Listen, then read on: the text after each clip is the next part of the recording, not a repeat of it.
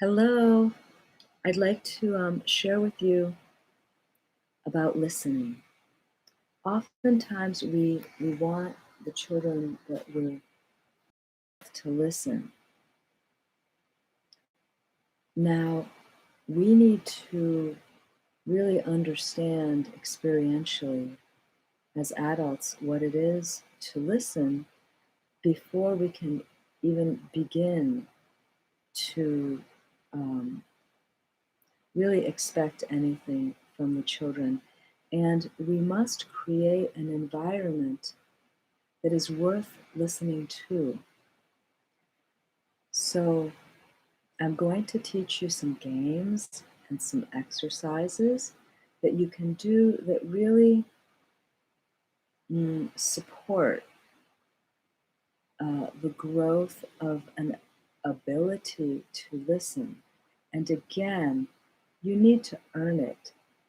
You don't have respect for people who tell you to do something that you know deep in your soul is not worthy of any time or energy or intention. So we are very beautiful beings, us human beings, and each of our faculties is precious. The ability to see. And so you want to provide the children something that's beautiful to look at. Nature, trees, birds, these are worthy. Flowers, farms, food, beautiful animals, um, wondrous spectacles of nature that are worthy of being looked at, that are worthy of being listened to, that are worthy of being smelled, that are worthy of being tasted, not things that are artificial, synthetic, things that cause damage to the human body. We want sounds and sights and sensory input that is natural and healthy and supportive of the well-being of the whole. Okay, so you may want to start noticing what kind of sounds you have in your atmosphere. Okay, super important. All right, then you as an adult, are you able to listen? Are you able to really listen to the children's sounds, to the children's emotions, to the children's um, uh, babbling and talking and incessant asking for you? Are you able to hear that with an open and placid heart? Now, what I'm going to share with you, these couple of techniques, um, they're really fun, and it is imperative that you not offer these to children unless you have mastered them yourself. Otherwise, it's one of those very annoying do as I say and not as I do. And that's a drag, and none of us enjoy that sort of thing. So, um, I think the first one I'll share with you, and this is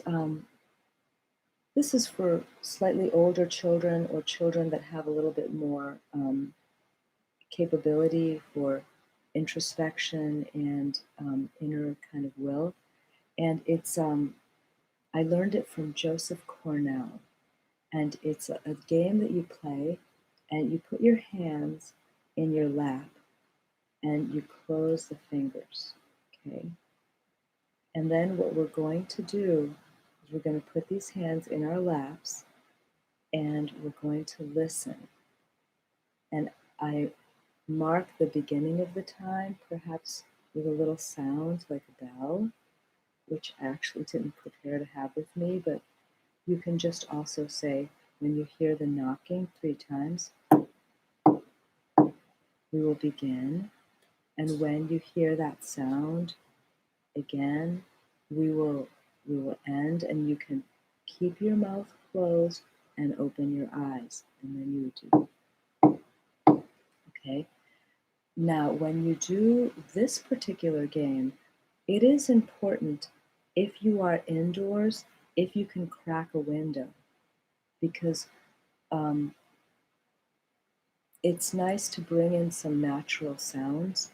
Now, obviously, you might be in a place where there is not much access to natural sound. But ideally, God willing, if you do have access to natural sound, it's great. Crack the window a little bit. Um, and then what you do is you say, when we begin, for every different sound that you hear, you open one finger. Now, that is the initial instruction, okay? And as you do this more and more, you will see how it evolves in a very, very beautiful way. Um, so you would say, ready, get in a comfortable position on your mark. You might even have them sit in a symmetrical position, but that's a whole other topic. Very fun to explore symmetry with the children. Get set. Close your eyes if you would like to. Noticing your breathing and really